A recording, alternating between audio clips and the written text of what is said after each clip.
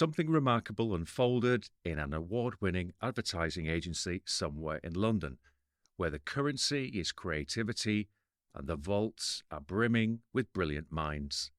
At precisely 10:30 a.m., a bank of fog rolled into the main office, a space usually electric with brainstorming sessions and the subtle, nearly silent tapping of low-travel Apple keyboards. This fog was no ordinary mist. It was imbued with the hue of Lapis lazuli, a blue that could fuel 1,000 ad campaigns.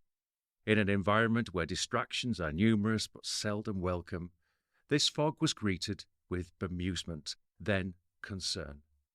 Yet the fog possessed an intoxicating lemony odour, and it seemed as benign as it was surreal.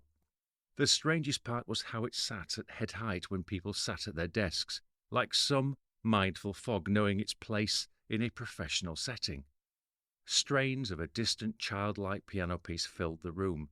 Though no one could pinpoint its source, it calmed the initial shock of the fog's arrival. Emails went unread, designs were left incomplete. Creativity in that moment was put on an unexpected pause. As people sat enveloped by the mist, something changed. Eyes moistened, and tears began to roll down a few cheeks. Was it the mist? Was it the mysterious childlike melody that played like a distant lullaby? Usually buzzing with productivity, the room now reverberated with an emotional resonance beyond deadlines and deliverables.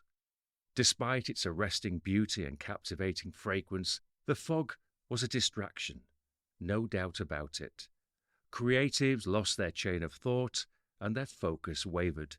It was as if the fog suspended not just particles of water, but also the ongoing projects that held the room in a constant grip. But here's where the ordinary turned extraordinary.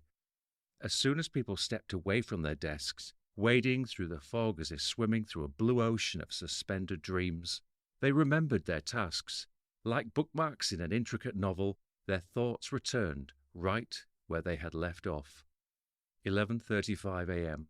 The fog dissipated as quietly as it had arrived, taking the hauntingly sweet melody that had filled the room just over an hour ago.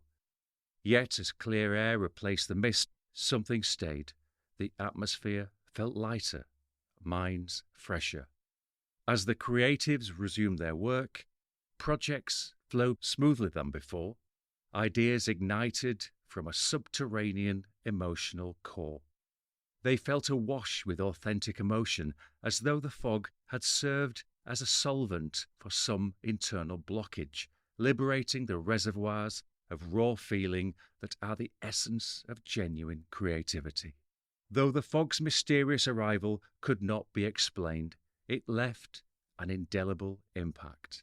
Months later, people in that London office would find themselves discussing the foggy incident, not as a mere interruption, but as a defining moment in their creative journeys. As for the tears shed, they were seen as the raw material from which great art is crafted. In an industry where emotional connection is the end game, but seldom the starting point, that 65-minute visit from a lapis lazuli fog taught them something invaluable. That true creativity can only soar when it's tethered to something real, something emotional. And for that insight, the fog, with its lemony scent and inexplicable beauty, was remembered not as an obstacle, but as a muse that came and went, leaving an office full of creatives forever transformed.